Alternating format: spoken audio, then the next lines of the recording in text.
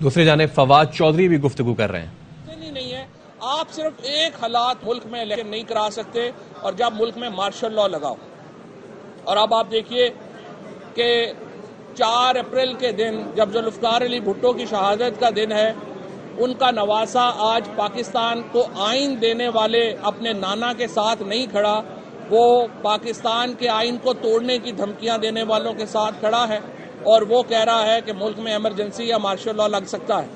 میں آپ کو یقین دلاتا ہوں، نہ ملک میں مارشل لا کی حالات ہیں نہ ایمرجنسی کے حالات ہیں۔ پاکستان کے آئین کے پرزرو و پروٹیکٹ کرنے کا حلف لیتی ہیں، پاکستان براہان اس حلف کے پابند ہیں اور وہ کسی طور کے اوپر بھی اپنے حلف سے روگردانی نہیں کریں گے۔ پاکستان کی افواج کھڑی ہوں گی انشاءاللہ، کیونکہ پاکستان کے عوام اس فیصلے کے پیچھے کھڑے ہیں۔ مجھے تو پوری امید یہ بھی ہے کہ شہباز شریف صاحب اپنی کابینہ کے ان لوگوں کے مشورے کو رد کریں گے جو سپریم کورٹ کے ساتھ کانفلکٹ لانا چاہتے ہیں، جھگڑا کھڑا کرنا چاہتے ہیں، وہ سپریم کورٹ کے فیصلے پر عمل درآمد کروائیں گے۔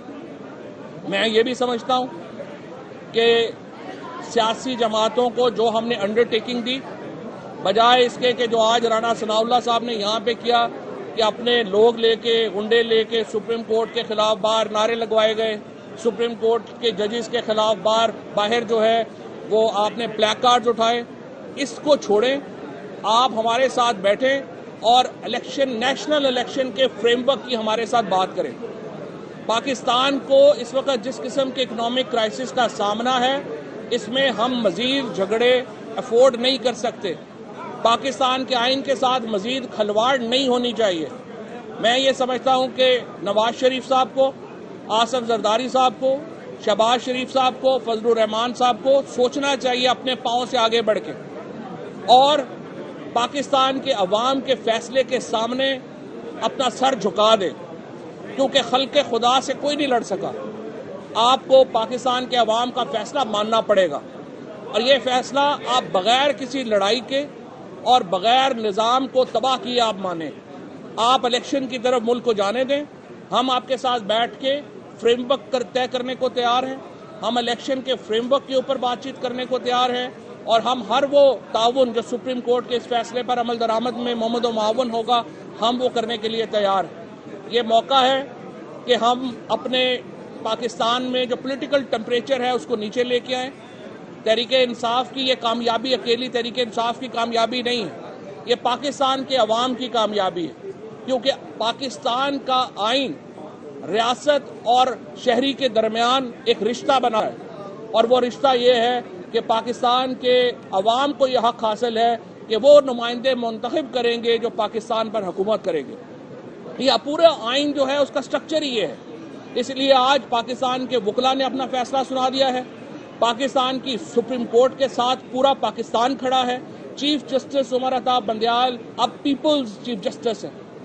پورا پاکستان ہسٹوریکلی اتنی عزت بڑی کم لوگوں کو نصیب ہوتی ہے جو آج جسٹس عمر عطا بندیال صاحب اور سپریم کورٹ کے ججز کے حصے میں آئی ہے۔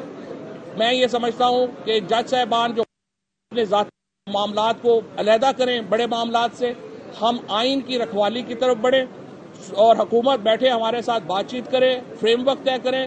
الیکشن پنجاب میں اب 14 مئی کو ہو رہا، ہم آپ سے کہتے ہیں نیشنل الیکشن کی طرف بھی بڑھیں۔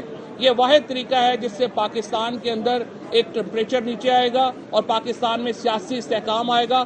معاشی عدم استحکام آپ کے سامنے ہے، میں حماد صاحب سے کہوں گا کہ یہاں سے آگے معاشی عدم استحکام پر بھی ذرا بات کریں۔ جی بسم اللہ الرحمن الرحیم۔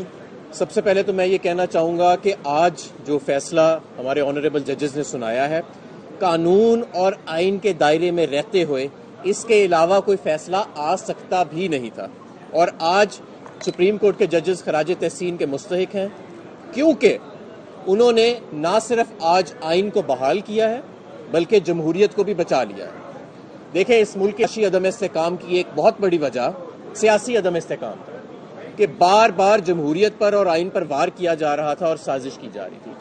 آج یہ واضح ہو گیا ہے کہ اس ملک میں اگر حکمرانی ہوگی تو آئین کی ہوگی، اور اس ملک کا نظام مملکت جو آگے چلے گا وہ جمہوریت کے تحت ہی آگے چلے گا، اور اس ملک کے اندر جو سوورن اینٹی ہے اللہ تعالیٰ کے بعد وہ خلق خدا رہے گی.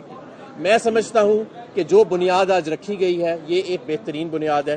سیاسی جماعتیں میدان سے بھاگتی نہیں ہیں، سیاسی میدان سے اور انتخاب کے میدان سے. میں پی ڈی ایم کی جماعتوں کو یہ دعوت دینا چاہتا ہوں کہ آپ سیاسی میدان سے بھاگنا بند کریں اور آئیں انتخابی میدان میں اور اس جمہوریت اور آئین کی فتح کو سیلیبریٹ کریں. اس پہ رونا پٹنا بند کر دیں. ہماری معیشت جس نہج پہ آج کھڑی ہے، پچھلے 11 ماہ میں جو اس معیشت کے ساتھ ہوا ہے، اب اس ملک کو سٹیبلٹی چاہیے. لوگ آٹے کی 20 افراد آٹے کی لائنوں میں لگ کے اپنی جان سے ہاتھ دھو بیٹھے ہیں اور لاکھوں لاکھ اپنی عزت نفس سے مجروح ہو چکے ہیں. لوگ غربت کی لکیر سے نیچے چلے گئے ہیں کروڑوں کی تعداد میں، اور لاکھوں لوگ بے روزگار ہو گئے ہیں صرف چند ماہ کے اندر پچھلے.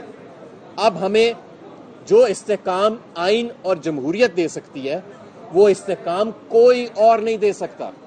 اس لیے کسی اور کی طرف دیکھنا بند کر دیجئے اور صرف اپنی نظروں کو مقروض کر، اس وقت ان کا جو فوکس ہے اس کو عوام کی طرف لے کے جائیں، خلق خدا کی طرف لے کے جائیں.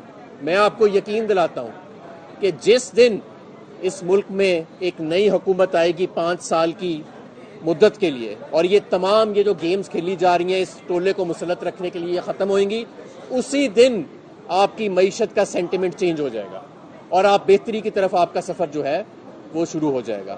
لہٰذا آج آئین اور قانون کے مطابق فیصلہ آیا، آئین کو بحال کیا گیا اور جمہوریت کو بچا لیا گیا، جو آج پوری قوم کے لیے ایک فتح ہے. Thank you. P T I رہنما فواد چودھری حماد اظہر گفتگو کر رہے تھے. فواد چودھری نے کہا کہ آج پاکستان کے آئین کی فتح ہوئی ہے. آئین میں لکھا ہے 90 دن میں آپ ہمارے ساتھ بیٹھیں اور قومی الیکشن کے بات چیت کریں.